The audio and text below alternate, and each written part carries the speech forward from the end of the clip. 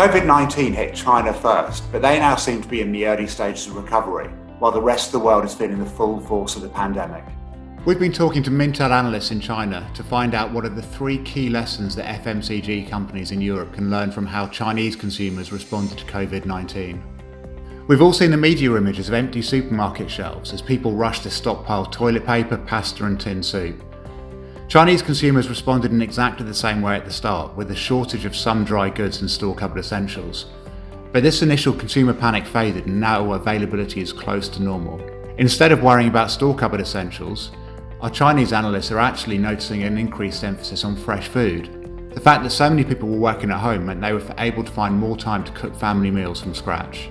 The scale and the severity of this outbreak is unprecedented in modern times, but there are still some parallels that can be drawn to other events.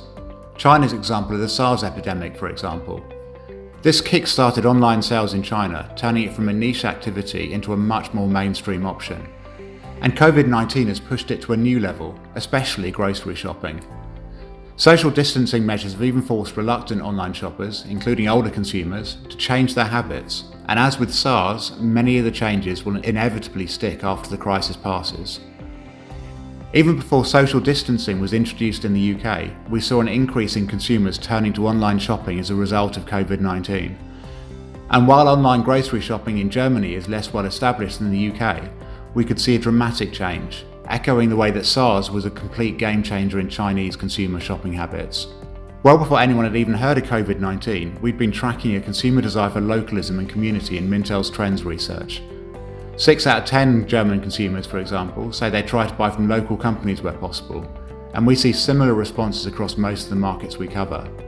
During the peak of the outbreak in China, there was a clear desire to support local businesses. Well over half the consumers surveyed by Mintel in China said the outbreak made them feel closer to local shops. Partly that's out of a sense of loyalty, but also just because local businesses had the agility and the flexibility to respond to changing consumer needs at a time of upheaval. As the crisis spreads across other markets, COVID-19 will only reinforce the supportive role that local businesses and communities can play in a crisis. And businesses, big or small, that support their local communities will earn goodwill that will last far longer than this initial phase of the crisis. As this crisis has evolved, I've been in constant communication with our team of analysts in China, and those conversations have left me with at least some degree of optimism. Markets over there are still severely disrupted, but some degree of normality is already returning. At Mintel, we've helped our clients navigate the tough times as well as the good times. After the financial crisis, for example, Mintel's message to our clients was to keep an eye on the long term, and the same is true now. What companies do now to support their customers, understand their needs and build goodwill will determine how strongly they emerge from this crisis.